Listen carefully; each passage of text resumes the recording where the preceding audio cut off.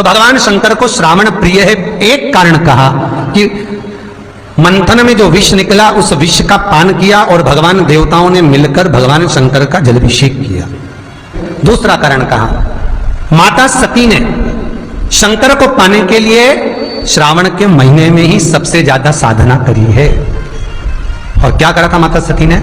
एक बालू का मिट्टी का शिवलिंग बनाती थी, प्रतिदिन शिवलिंग का निर्माण करती थी और शिवलिंग का निर्माण कर कर उसकी पूजन कर कर अर्चना कर कर उसका विसर्जन करती थी सती माता। और माता सती का नियम था भगवान शंकर को पाने के लिए शिवलिंग का। तो हमारे यहाँ शिव महापुराण में लिखा है कि पार्थिव शिवलिंग का निर्माण होना चाहिए, और पार्थिव शिवलिंग का निर्माण करना है तो उसके लिए भी वर्णन करा गया।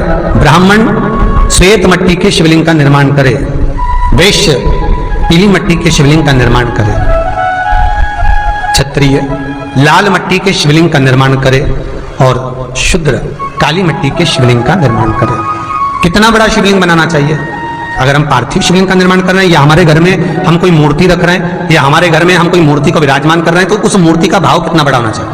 तो कहा जमीन पर अपने हस्त कमल को रखकर अंगूठे को ऊंचा कर कर देख लो, बस इतनी बड़ी मूर्ति घर के अंदर होना चाहिए। चाहे वो लड्डू गोपाल की हो, चाहे वो दुर्गा भवानी की हो, चाहे वो राम जी की हो, शंकर जी की हो, कृष्ण की हो, जिसकी रखना हो, बस इतनी बड़ी मूर्ति घर के अंदर होना चाहिए। क्यों? इससे बड़ी अगर मूर्ति होती है तो जैसे मंदिर में सेवा होती है उतनी सेवा की उसको जरूरत पड़ती है, और अगर इससे छोटी मूर्ति होती है जितनी छोटी होगी उतनी सेवा कम करना पड़ती है। तो मूर्ति जितनी छोटी होगी उतना सुख प्रदान करे, उतना आनंद देगी। पर श्रावण के महीने में यदि आप रोज शिवलिंग नहीं बना सकते तो पूरे महीने में एक बार शंकर का शिवलिंग का पार्थिव शिवलिंग का निर्माण करना चाहिए, जरूर करना चाहिए। और पार्थिव शिवलिंग का निर्माण कर कर उसकी आराधना, उसकी अर्चना, उसकी पूजन करना चाहिए। नमः शिवाय, ओम नमः शिवाय, ओम नमः शिवाय, नमः शिवाय। पार्थिव शिवलिंग का जब भी निर्माण करें किसी थाली में या पात्र में जिसमें भी आप निर्माण कर रहे हैं, उस पार्थिव शिवलिंग को बनाने से पहले उसके अंदर पात्र के अंदर एक बेलपत्र रखे। बेलपत्र क्या? आपको कथा में कल कहा था, बेलपत्र का वृक्ष माता पार्वती के नयन अश्रु से प्रकट हुआ है और रुद्राक्ष का वृक्ष शंकर भगवान के नयन अश्रु से प्रकट हुआ है। तो बेलपत्र रखकर फिर उसके ऊपर शिवलिंग का निर्माण करें, फिर उसके ऊपर शिवलिंग, उसका लाभ आनंदित होगा, उसका सुख आनंद, वो आनंद फल देने वाला होगा। कई लोग सीधे थाली में शिवलिंग बना देते हैं। माता पार्वती के हस्त कमल पर शिवलिंग का निर्माण है महाराज, हस्त कमल सुख देने के लिए। तो भगवान शंकर के शिवलिंग का निर्माण करें। माता सती ने भी किया।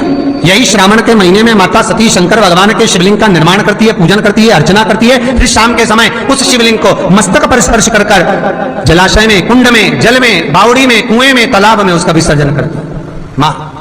दूसरा कारण कहा सती शंकर को इसी श्रावण में रिझाई थी, इसलिए शंकर को श्रावण अति प्रिय है। कि पहले आती है नवमी, फिर आवेगी एकादशी देवसोनी। तो भंडारिया नवमी का मतलब क्या होता है? भंडारिया नवमी का स्मरण क्या होता है? अभी आपको कहा था 9 जगह पर बेलपत्र चढ़ती है। भंडारिया नवमी का मतलब ही ये कि भगवान विष्णु सोने जाने से पहले नवमी तिथि के दिन 9 बेलपत्र भगवान शंकर को समर्पित कर कर भगवान शिव के मंदिर में बैठकर भगवान शंकर की आराधना कर कर भगवान विष्णु लक्ष्मी जी के साथ अपनी सृष्टि का कार्यभार 4 महीने के लिए शंकर जी को सौंप देते हैं भंडारिया नवमी के दिन। और एकादशी के दिन से, देवसोनी एकादशी के दिन जब भगवान सोते हैं उस दिन से भगवान शंकर पूरे कार्यभार को देखते हैं, पूरे कार्यभार को। जब कार्यभार सौंपा गया, भगवान शंकर सृष्टि का संचालन करने लगे, तब ब्रह्मा और विष्णु ने आकर शंकर जी की आराधना यही श्रावण के महीने में करी थी कि आपने पूरा कार्य अच्छे से संभाला, इसलिए शंकर को श्रावण अति प्रिय है। यह तीसरा कारण है शंकर को श्रावण प्रियता का। अब शिव महापुराण की कथा करिए कि शंकर को श्रावण प्रिय। चौथा कारण वर्णन करा कि यह कारण भगवान शंकर की आराधना माता पार्वती ने बाल्यपन से करी, खूब करी, खूब दिल से करी। ये कहते हैं कि अगर 1 लाख बेलपत्र समर्पित कर रहे हो और तुम्हारे पास में अगर वो बेलपत्र नहीं है तो तुम 1 लाख मत चढ़ाओ, आप तो एक बेलपत्र, परंतु वो बेलपत्र भी पूर्ण तरह से साफ, सुंदर, सुरक्षित, खंडित ना हो, वो मुझे समर्पित करो। एक चावल का दाना चढ़ाओ पर वो खंडित ना हो, एक फल चढ़ाओ वो खंडित ना हो, एक पुष्प चढ़ाओ वो खंडित ना हो। शिव कहते हैं मेरे हाथों से मेरा पुत्र खंडित हो गया था, उस दिन से मैंने वचन दिया है माता पार्वती को कि खंडित वस्तु स्वीकार नहीं करूंगा और ना खंडित दूंगा।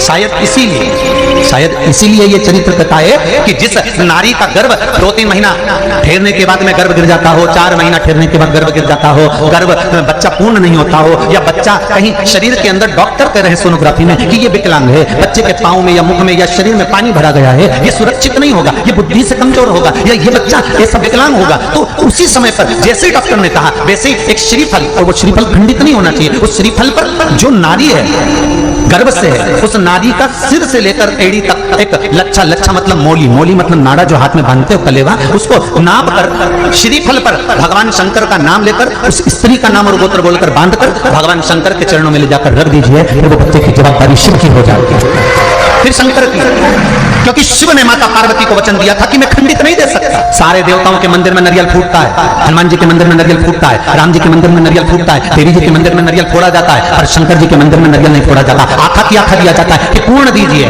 बेलपत्र पूर्ण दीजिए, फल पूर्ण दीजिए, एक चावल का दाना भी दे रहे हो तो पूर्ण दीजिए। उसमें एक और अच्छी बात है, बहुत ध्यान लगाकर सुनिएगा जरा, जितने आस्था चैनल पर सुन रहे हो, यूट्यूब पर सुन रहे हो, फेसबुक पर सुन रहे हो या इस पंडाल में श्रवण कर रहे हो, बहुत सावधानी से ध्यान दीजिएगा। कभी श्रावण महीने में अगर आप शंकर जी के मंदिर में जाएं और शिव मंदिर किसी वृक्ष के नीचे हो, बट वृक्ष के नीचे हो, चाहे पीपल के वृक्ष के नीचे हो, चाहे वो आंवले के वृक्ष के नीचे हो, चाहे वो बेलपत्री के वृक्ष के नीचे हो, चाहे वो शमी के वृक्ष के नीचे हो, चाहे जिस वृक्ष, कोई भी वृक्ष के नीचे अगर कोई शिवालय है, शंकर जी का कोई मंदिर या शंकर जी का कोई शिवलिंग रखा हुआ, तो एक दुर्वा किसी भी श्रावण महीने में तुम जब भी किसी शिवालय में जाएं, जिस वृक्ष के नीचे शिवलिंग हो, उस शिवलिंग पर ये शिवलिंग रखा हुआ है, ये जलाधारी, जलाधारी पर जहां शिवलिंग रखा हुआ है वहां कटी भाग, कटी भाग माता पार्वती जी का हस्तकमल, उसके ऊपर रखा हुआ है शिवलिंग, सामने अशोक सुंदरी और भगवान शंकर के दोनों पुत्र गणेश कार्तिकेय, ऊपर से जल गिरता है जया, विषहारा, समरीवारी, दौतली, देव,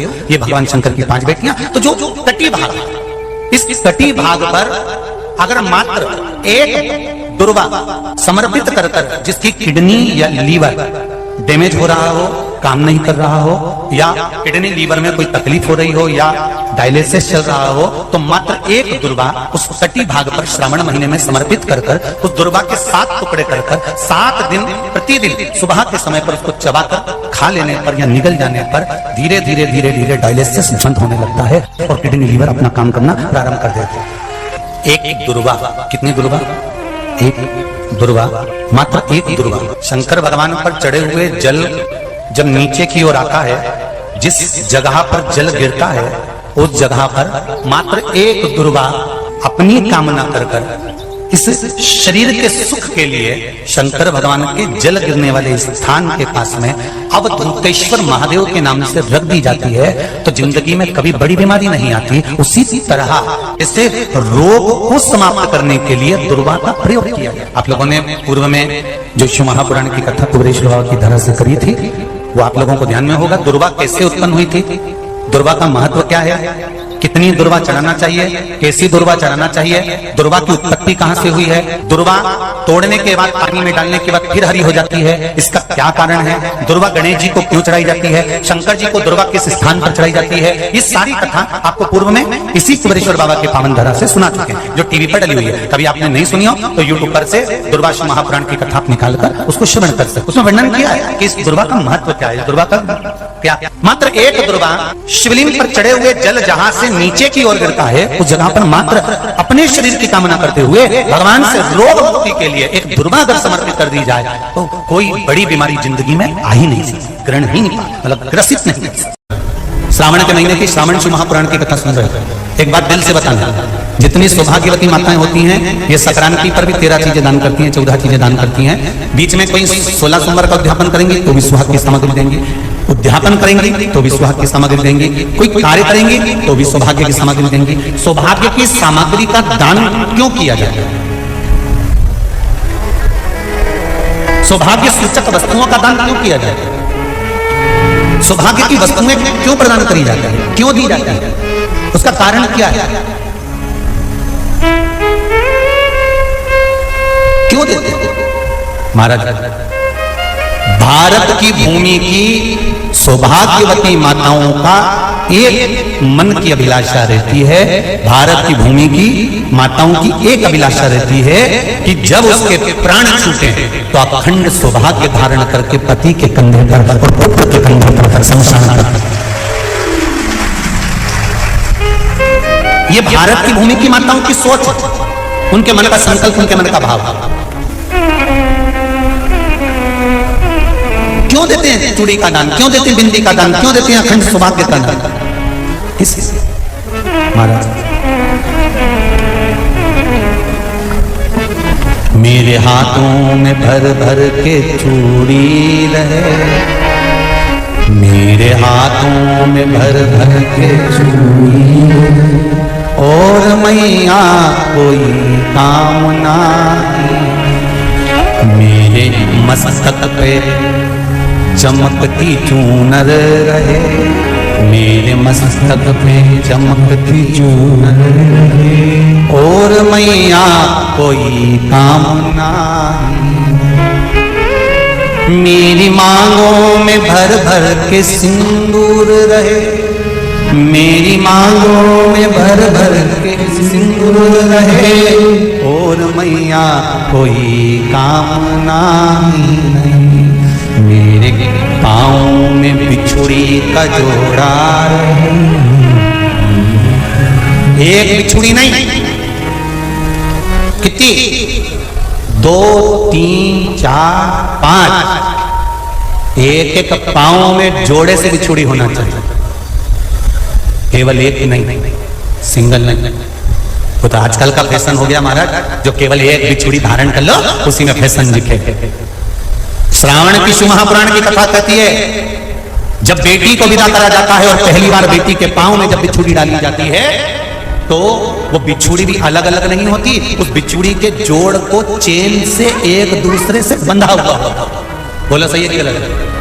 जितने आस्था चैनल पर कथा सुन रहे हैं, जितने फेसबुक पर सुन रहे हैं, यूट्यूब पर सुन रहे हैं, सुन लेना कि मेरे भारत की माताओं का जब पानी ग्रहण संस्कार किसी बेटी का होता है, उसके पांव में जब पहली बार बिछुड़ा पिनाया जाता है, बिछुड़ी पिनाई जाती है, तो वो बिछुड़ी भी एक दूसरे से बंधी हुई होती है, चेन से बंधी हुई होती है। उसको अलग अलग वाली बिछुड़ी शादी के मंडप में नहीं पिनाई जाती। क्यों? जैसे ये बिछुड़ी एक दूसरे से पांव में बंधी हुई है, तुम्हारी जिंदगी अंतिम श्वास तक ऐसी ही है, यही बनना चाहिए। तो अब माताओं ने थोड़ा सा फैशन चेंज कर दिया, अब पाँव में ज्यादा बिछुड़ी नहीं करती, गड़ती है, चुभती है, एक बिछुड़ी धारण है। महाराज पर नहीं, बिछुड़ी भी 2 जोड़े से। हमारी माताएं, भारत की भूमि की जो माताएं हैं, ये चूड़ी भी हाथ में पहनती है तो जोड़े से पहनती है। बोलो जैसा सही है कि गलत है? एक अकेली चूड़ी माताएं हाथ में धारण नहीं करती हैं। अगर भारत की भूमि की संस्कारित माताएं हैं और भारत की भूमि की सभ्यता और संस्कृति को जानती है तो अकेली चूड़ी नहीं, जोड़े की चूड़ी पहनेगी, 2 चूड़ा डालेगी, 4 डालेगी, 12 डालेगी, पर सिंगल नहीं, अकेले।